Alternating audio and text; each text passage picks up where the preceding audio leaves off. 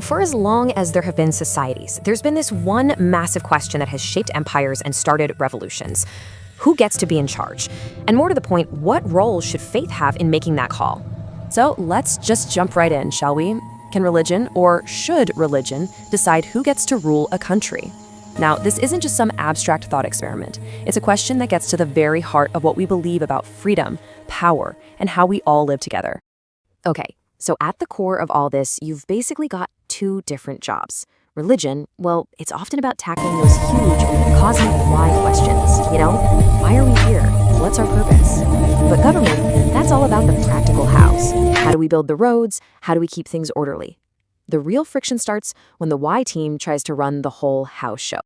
To really get a grip on this, we've got to look at it from both angles. So first up, let's explore the argument for why some people think having religious influence in leadership isn't just okay, but actually a good thing. Supporters of this idea usually point to three big things. First, they'll say religion gives a leader a solid moral compass, like a built-in ethical code. Second, there's the idea of a shared identity. When a leader believes what most of the people believe, that can build a ton of trust. And finally, there's stability. When things get tough, a common faith can be the glue that holds a nation together.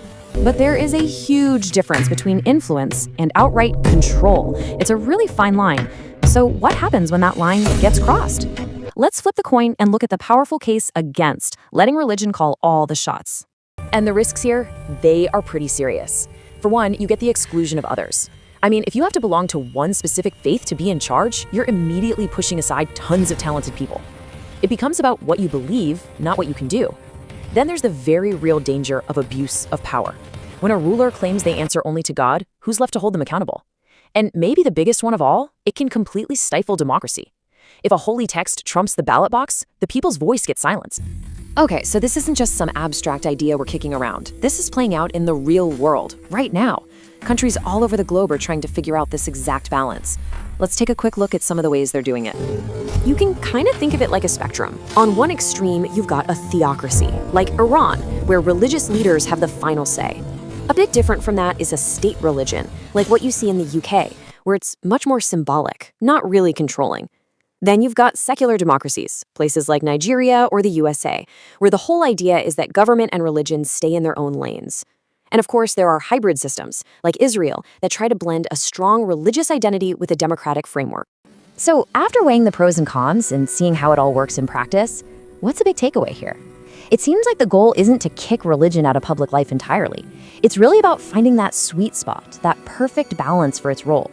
And if you look back through history, a pattern starts to emerge. Societies just seem to do better when religion acts as a guide for our conscience, something that inspires us, not as a political tool used to force people into line. And that really gets us to the heart of the matter. The idea is that religion should absolutely influence our values, but maybe it shouldn't be the thing that decides our rulers. So what does that healthy balance actually look like on the ground? Well, it seems to boil down to three fundamental ideas for a society that's both free and stable. First off, a nation is at its strongest when faith is free. Simple as that. People have to be free to believe, or not believe, whatever they choose, without the government getting involved. Next up, power has to be accountable. It doesn't matter if a leader says they were chosen by a higher power or chosen by the people, nobody should be above the law. And finally, leadership must be chosen by the people, period. In a free society, the only real, legitimate authority a government has is the power given to it by the people it governs. So maybe the ideal situation is one where religion is free to do what it does best, shape hearts, inspire compassion, and guide our inner compass. But the state, well, that needs to be governed by something else entirely. Justice that's equal, fair, and accountable to every single person. In the end, it's not a question of if religion has a place, but really, what is the right place for it?